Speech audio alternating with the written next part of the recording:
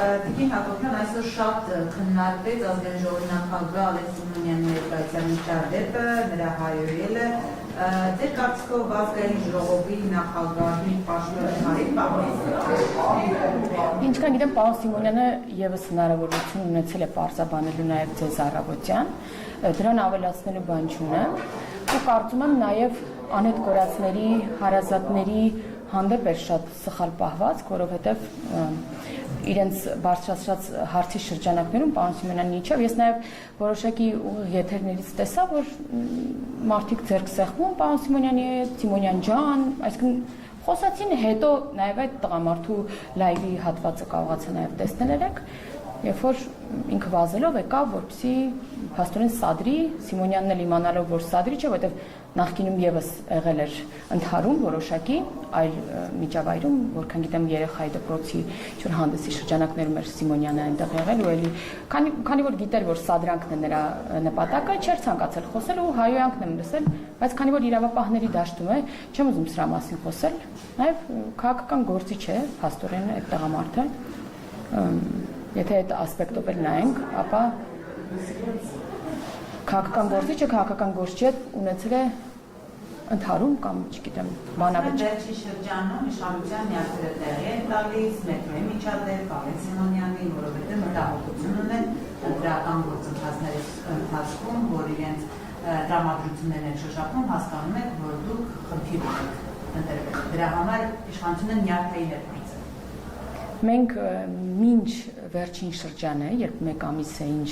մարզերով, Երևանով շրջում ենք, մինչ դա մենք չէինք պատկերացնում, որ այդ աստիճանի շատ է աջակցությունը հասարակության կողմից եւ կարելի ասել իրավիճակին չէինք տիրապետում։ Սակայն շփումները ցույց տվեցին, որ մենք ունենք ավելի շատ աջակցություն, քան կարող ենք պատկերացնել։ Դրա համար մենք բացարձակ մտահոգություն չունենք եւ դրա մասին է վկայում նաև օրինակ ընդդիմադիր շրջանակների պլանները հունիսի հետ կապված, որոնք օրինակ մոտենում են գործարարներին Ռուսաստանում, ազգությամբ հայ եւ ընտրելու իրավունք ունեցող, պայմանավորվում են, որ գան Հայաստան ընտրելու եւ ասում են, բայց պետք է 5 օր ավել մնաք, որովհետեւ հետընտրական միտինգներ կա, պետք է մասնակցեք։ Այսինքն իրենք արդեն գիտեն, որ պարտվելու են ու տեսնում են նաև հետընտրական որոշակի այստեղ ներքին իրավիճակի լարման հնարավորություն, արդեն իսկ դա են պլանավորում։ Այնպես որ նաև հարցումներն են ցույց տալիս, որ մենք միանձնյա առաջատար ենք եւ որևէ խնդիր չունենք։ Ձեր ընդդիմախոսները սակայն Տիկին Հակոբյան այնպես չեն կարծում եւ հայտարարում են օրինակ, որ վարչապետ Փաշինյանի այն հայտարարությունը, որ եթե իշխանությունը կրկին համանդրական մեծամասնություն չկազմի, ապա պատերազմ կլինի, առավել եւս ժամկետ է նշվում, որ սեպտեմբերին կլինի այդ պատերազմը։ Օրինակ Ռոբերտ Քոչարյանը նշում է, որ եթե օրինակ 21 թվականին ինքը ընտրվել, ապա չի լինի պատերազմ եւ հիմա եթե ինքը ընտրվի, ապա պատերազմ չի լինելու եւ նաեւ իշխանության այդ հայտարարությունը պատերազմի վերաբերյալ համարում են սպառնալիք եւ շանտաժ, որ նաեւ այդ ձևով փորձում են հոգեբանական ճնշում գործադրել ընտրողների վրա, նրանց ազատ կամ արտահայտման իրավունքին բռնանալ։ Չեմ պատկերացնում ինչ է նշանակում բռնանալ նրանց ազատ կամ արտահայտմանը, որտեղ այդ բռնանալը մենք տարիներ շարունակ տեսել ենք, հնարավորություն ունեցել ենք մեզ շատերը նաև ընտրելու այդ բռնապետական այդ բաների իշխանությունների օրոք, երբ քվյա թերթիկը տեղ չէր հասնում, երբ մինչև այդ արդեն կաշառված էին քաղաքացիները եւ այլն։ Այնպես որ ձեր դիտարկման հետ համաձայն չեմ կամ ընդդիմադիրներին եք դուք հղում անում նրանց դիտարկման հետ համաձայն չեմ, ինչ վերաբերում է մեր հայտարարությանը, ապա գիտեք, որ խորհրդարանում կան նաև օրենքներ եւ տարբեր որոշումներ, որոնք ընդունվում են համանդրական մեծամասնության պարագայում, ոչ թե պարզ մեծամասնության եւ շատ նաեւ նախագծեր կան, որոնք հնարավորություն չի լինի, եթե չունենանք այդ մեծամասնությունը, նաեւ ընդունելու, վավերացնելու եւ այլն։ Եվ այս վերջին տարիների մեր գործունեությունն էլ խորհրդարանում ցույց է տվել, որ անգամ ամենաազգանպաստ, անգամ ամենահասարակության շահերից բխող նախագծերը ընդդիմությունը բոյկոտում է, անգամ Ղարաբաղից բռնի տեղահանված մեր հայրենակիցների աջակցության տարբեր հետ կապված նախագծեր են եղել, էլի ընդդիմությունը կողմ չի քվեարկել։ Այսինքն մենք միջազգային հարթակներում ունենք խնդիր անգամ այդ մարդկանց հետ աշխատելիս։ Ինչա վերում է հաջորդ խորհրդարանին, այս նույն ընդդիմադիր մարդիկ հնարավորություն ունեն, ինչպես տեսնում ենք, էլի խորհրդարան անցնելու որպես ընդդիմություն, եւ նրանց հետ էլ չի ստացվելու այս համագործակցությունը, որովհետեւ բոլորը մտնել են ընտրապայքարի մեջ կոնսենսուս -1 տրամաբանությամբ եւ համանդրական մեծամասնությունը այս դեպքում շատ կարեւոր է։ Ներողությունը հարցից մյուս հատվածը պատերազմի սպառնալիք է ժանրի։ Հա, ինչ վերաբերում է Քոչարյանի ասացին, տեսեք, Քոչարյանը որ ասում է, ես եթե լինեի պատերազմ չէր լինի, այսինքն դուք պատկերացնում եք, չէ՞, որ այստեղ նույն Քոչարյանի հայտարարությունը ենթադրենք Ադրբեջանի անվտանգության խորհրդում էլ է, չէ՞, քննարկվում, թարգմանվում է, քննարկվում է։ Այդ մարդն ասում է, մենք պետք է մեր սահմանների մեջ չպարփակվենք։ Մենք պետք է հավակնություն ունենանք, այսինքն մեր հարևանների տարածքների նկատմամբ հզորանանք, հետ բերենք, իսկ դա ինչի հաշվին է լինելու, ո՞նց է լինելու, եթե ոչ պատերազմով, կամ Ադրբեջանը այս դեպքում իրեն ո՞նց է պաշտպանելու, եթե ուղիղ սպառնալիք է հնչում, տարածքային պահանջներ է հնչում Ադրբեջանի նկատմամբ։ Պարզ է, չէ՞ որ այդ ամեն ինչը շարունակվելու է։ Եվ այսօրվա խաղաղությունը, վերջին շրջանի խաղաղությունը արդյունքն է նրա, որ փակված է կոնֆլիկտի էջը եւ մենք գնում ենք ամրապնդման խաղաղության։ Մենք էլ մեր քաղաքացիներին ասում ենք, մեր ցույց տված խաղաղության մոդելը սա է, մենք պետք է մեր 20743 քառակուսի կիլոմետրից ավել տարածքի հավակնություն չունենանք, հետագայում էլ, այսինքն որ մեկ-մեկ ասում են հզորանանք, հետ բերենք, չէ, ինչքան էլ հզորանանք, մենք հզորացնելու ենք մեր երկիրը այդ քառակուսի կիլոմետրերով եւ զարգացնելու ենք մեր երկիրը եւ քաղաքացիներին առաջարկում ենք ապրել խաղաղ, ապահով Հայաստանի Հանրապետության այդքան տարածքում։ Այս է մեր մոդելը։ Մյուս ուժերը տարբեր մոդելներ են ասում, հա, օրինակ բերում են Վաշինգտոնյան համաձայնությունների, խաղաղության համաձայնագրի, TRIP-ին, ինչ որ երաշխավոր երկրներ, ասում են, որ պետք է վերաբանակցեն, ասում են, ինչ որ բան պետք է փոխեն, ինչ որ բան պետք է մտցնեն այդ համաձայնությունների մեջ։ Մեր վերջին շփումները հատկապես ցույց են տալիս, որ քաղաքացիները չեն ուզում որևէ փոփոխություն, չեն ուզում որևէ խմբագրում եղած համաձայնություններ, ուզում են ամրապնդվի եւ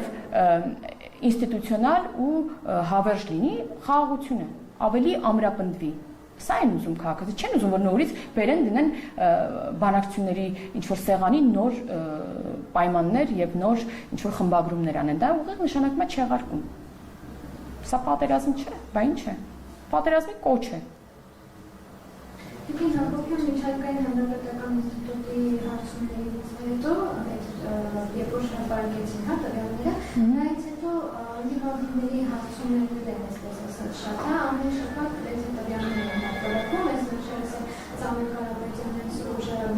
ջերմուկում էր, այնտեղ էլ արդեն ավելի բարձր տոկոսներ էր։ Այնտեղ անդրամաբանական տոկոսներ էր։ Ընդհանրապես այդ նշեցիք այցելությունները քաղաքացիների, մարզեր քաղաքացիների տպավորությունները, դրանք ինչ են ցույց տալիս իրականորեն ընտրությունները։ Տեսեք, 21 թվականի ընտրությունների ժամանակ եւս ընդդիմությունը ամեն մեկը իր հարցումներ հրապարակում, հա, իրենց նկարած հարցումները։ Այդպես էլ հիմա, այն ժամանակ հիշում եք, որ քաղաքացիական պայմանագիրը երկրորդ տեղում էր, բան հզոր առաջնորդը այնց առաջին տեղում էր, հաղթած էր արդեն։ Ես տեսել եմ նաև Բարգավաճ Հայաստանն է ինչ որ էլի հարցումներ հրապարակել, իբր իրանք են առաջին տեղում։ Ամեն մեկը իրանն է հրապարակում եւ սրանց վրա պետք չի հիմնվել, ավելի հավաստի է հենց ձեր նշած աղբյուրը եւ ավելի հեղինակավոր է նաեւ նրանց անցկացրած հարցումները, բայց մեծ հաշվով այդ հարցումներին պետքա շատ չի հիմնվել, ընտրություններին ամեն ինչ շատ ակնհայտ կերևա եւ վստահ եմ, որ ավելի լավ է լինելու, քան 21 թվականին։ Այս համատեքստում դուք Հակոբյան նույն ձեր կողմից իրականացրած հարցումները խորհրդարանի, ապագա խորհրդարանի ընդդիմադիր հատվածի մասով ինչ պատկեր են մեր հանել։ Օրինակ այսօր ընդդիմադիր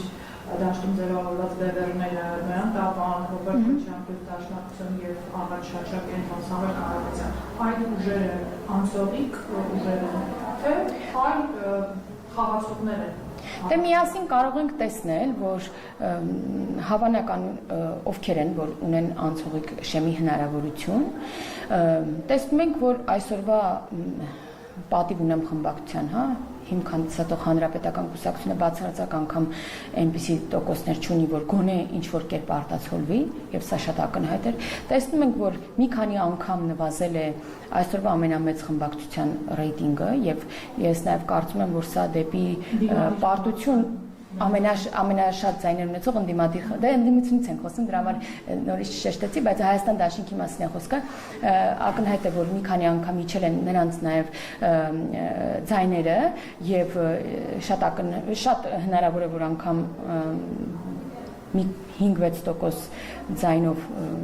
չկարողանան մտնել խորհրդարան, որտեղ դաշինք է նրանց դեպքում, Տապանն է, չգիտեմ, Թաթոյանն է, չգիտեմ ով է, բայց մեծ հաշվով ինձ համար միևնույն է այդ ընդդիմությունից ով է, ինչ է, այդ Կարապետյանների ընտանիքն է, որովհետև նրանք մեծ հաշվով բոլորը մի թևի ներկայացուցիչներ են, որոնք այս կամ այն կերպ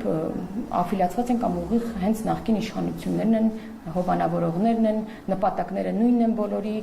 որքան էլ կփորձեն ձևափոխել նախկին ասածները։ Ինքը որպես կառավարող ուժ, չգիտեմ, ապագայում են ենթադրյալ կառավարող ուժ, դուք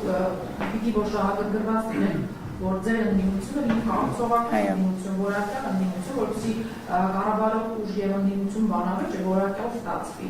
Դե այդպիսի բախտ չունենք, ոնց հասկանում ենք, բովանդակային ընդդիմության, որը բովանդակային քննադատության կենթարկեր իշխանությանը, իսկ հատկապես ժողովրդավարական երկրներում շատ կարևոր է ընդդիմության դերը, որը իշխանության մաս է, երբ որ խորհրդարան է անցնում, ունի ազդեցություն որոշումների ընդունման վրա եւ երբեմն երբ որ լրագրողները դուք հրապարակում եք, հա, տարբեր հոդվածներ, որ քաղաքացիական պայմանագրում ոնց որ ներքին խնդիրներ ունեն այսինչի հետ, դա նրա արդյունքն է, որ մենք մեզ ընդդիմություն ենք եւ երբեմն նույն կառավարության վերացնախագծերը մենք դիտարկում ենք իբրև նաեւ ընդդիմություն, նույն մեր գործընկերները իրար մեջ, երբ որ մի գործընկերը բերում է նախագիծ, մյուս մեր գործընկերները մենք սկսում ենք դրա թերությունները տեսնել, մտնում ենք նաև ընդդիմության, այսպես ասած, դաշտ եւ շատ հաճելի կլիներ, որ ունենայինք այն ընդդիմությանը,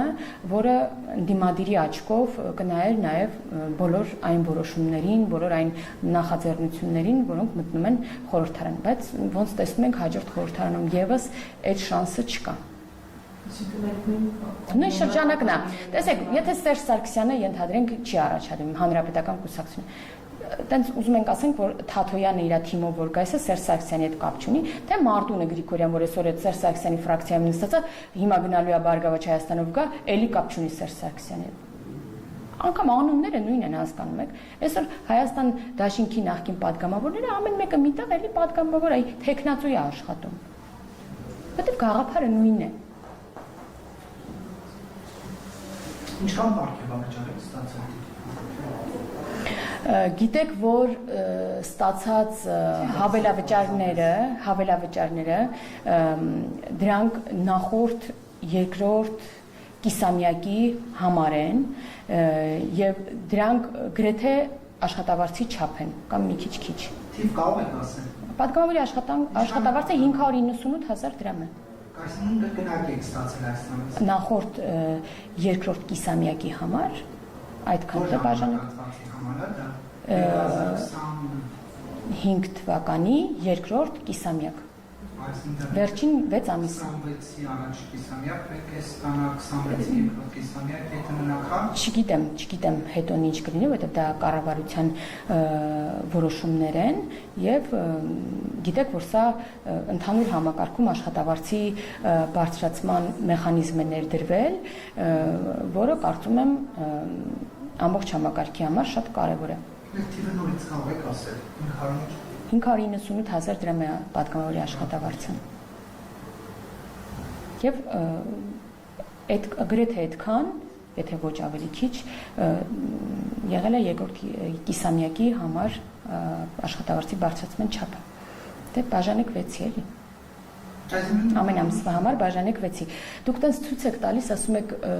մի ամսում ստացել են այդքան, բայց դուք դա պետքա բաժանեք այն ամիսների համար, որը ենթադրվում է երկրորդ կիսամյակը։ Երկրորդ կիսամյակը նախորդ տարվա դա 6 ամիսն է։ Եթե ուզում եք ամսական հասկանաք ինչքան է ավելացած, դուք դա բաժանեք 6-ի նաև։ 590 8-ը աշխատավարձն է 1 ամսվա պատգամավորի։ Հավելավճարը ինչքան է, որ պետք է Մոտ այդքան էլի 598 նախորդ կիսամյակի համար։ Բայց ազգային ժողովի նախագահացում են այնքան են տալու, որ յուրաքանչյուր ամիս կամի մոտ 1 միլիոն 100,000 200,000 պատգամավորի։ Հարգելի Նարեկ, ես կխնդրեմ, որ դուք կառավարության պատասխանատուներից այդ հարցը բարձրացնեք, որովհետև մեր շրջանակում չի այդ հարցը։ Ես ասում եմ, ինչքան է ինձ մոտ իմ բանկի հավելվածը ցույց տվել, որ հավելավճար եմ ստացել։ Վերջ 6 ամսվա ամբողջ բոլոր աշխատավարձերի երկու մանդատ, ճիշտ եք հասկանում։ Երկրորդ կիսամյակի համար մի հատ այդքան է ինձ մոտ նստել։ Միանվագ մի հատ 598 ստացել է, որ պետք է բաժանել նախորդ կիսամյակի կես տարվա վրա, այսինքն մոտավորապես ամիսը մոտավորապես Երևի, հա։ Այդքան եմ ես ստացել այս ամիս։ Բացի աշխատավարձի մի հատ էլ դա։ Այսքանը շնորհակալություն։